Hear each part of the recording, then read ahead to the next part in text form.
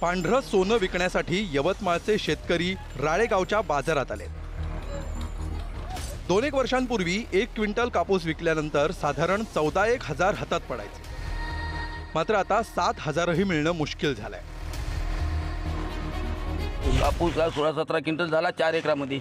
अच्छा, हां, सर्व कापूस आणला सर्व झाला खतम। सध्या काय भाव मिळाला तुम्हाला? आता 65चा भाव दिला आहे इथं। अच्छा, 6,505चा भाव दिला आहे। चांगला कापूस, बगर पाल्याचा कापूस आहे लागत। दुष्काळात 13वा महिना कशाला म्हणतात याची प्रचिती विदर्भातल्या कापूस उत्पादकांना येते। 32 मिलीमीटरच्या लांब धाग्याच्या कापसावरचं आयात शुल्क कमी केल्यामुळे कापसाचा दर गडगडलाय। 5,000मध्ये ह्या बाकीचा खर्च, खत, बियाणं, वाई, निंदन, फवारणी, ह्या इतका मोठा खर्च ह्या 5 क्विंटलमध्ये होते का? 5 क्विंटलचे आजच्या भावानं 6च्या भावानं पैसे किती होऊन राहिले?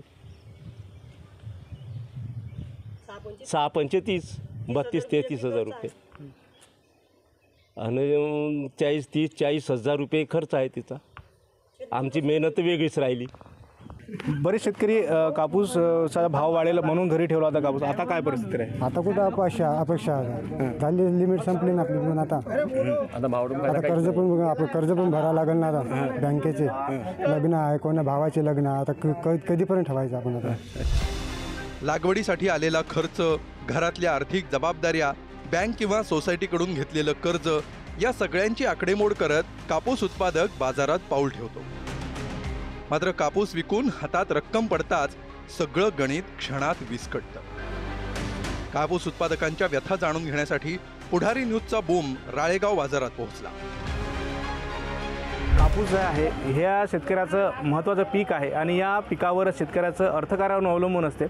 सध्या आपल्यासोबत बोलण्यासाठी काही शेतकरी आहे जे राळेगाव बाजार समितीमध्ये आहेत। कापसाचं मेन क्षेत्र यवतमाळ जिल्ह्यातलं राळेगाव आहे। या क्षेत्रात कोणालाच कापूस पुरत नाही, कारण रासायनिक खताचे, कीटकनाशकाचे सगळे रेट वाढलेले आहे आणि या रेटमध्ये कापूस पुरत नाही। कापसाला आजच्या याच्यानुसार, खर्चानुसार कमीत कमी 12,000 रुपयाचे रेट तरी अपेक्षित आहे।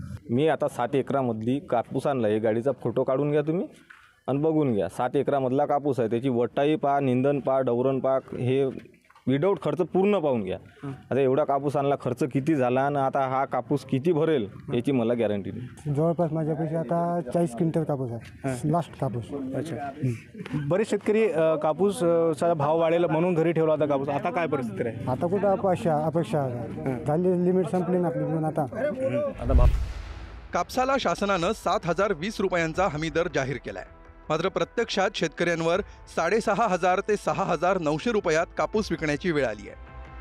दुसरीकडे ऑक्टोबर महिन्यात कापूस खरेदी केंद्र सुरू करणं अपेक्षित आहे, मात्र शासनाकडून यंदा उशिरा कापूस खरेदी केंद्र सुरू करण्यात आली। CCIचं केंद्र नेमकं सुरू कधी झालं आणि बंद कधी झालं याचा पत्ताच अनेक शेतकऱ्यांना लागला नाही। एकरी खर्च किती आला तुम्हाला? तरी एकरी खर्च आला असं आम्हाला 30,000 रुपये। पण जो कापसाला भाव आता मिळतो कसं राहील? याचा एकरी 30,000 रुपये खर्च आहे। 2 हेक्टर 43 जमीन आहे आपल्याकडे, म्हणजे 6 एकर।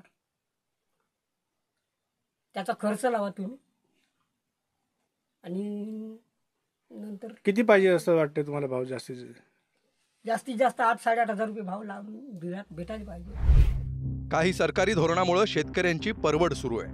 निर्यात बंदीमुळे कांदा उत्पादक संकटात सापडलाय, तर आयात शुल्क कमी केल्यामुळे कपाशीचा दर कोसळलाय।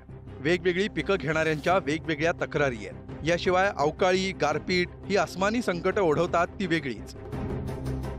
एकीकडे हमी भावासह इतर महत्त्वाच्या मागण्यांसाठी राजधानीच्या सीमेवर शेतकरी येऊन धडकलाय, तर दुसरीकडे महाराष्ट्रात वेगवेगळी संकट शेतकऱ्यांना धडकतायत। कपिल श्यामकुंवर, पुढारी न्यूज, यवतमाळ।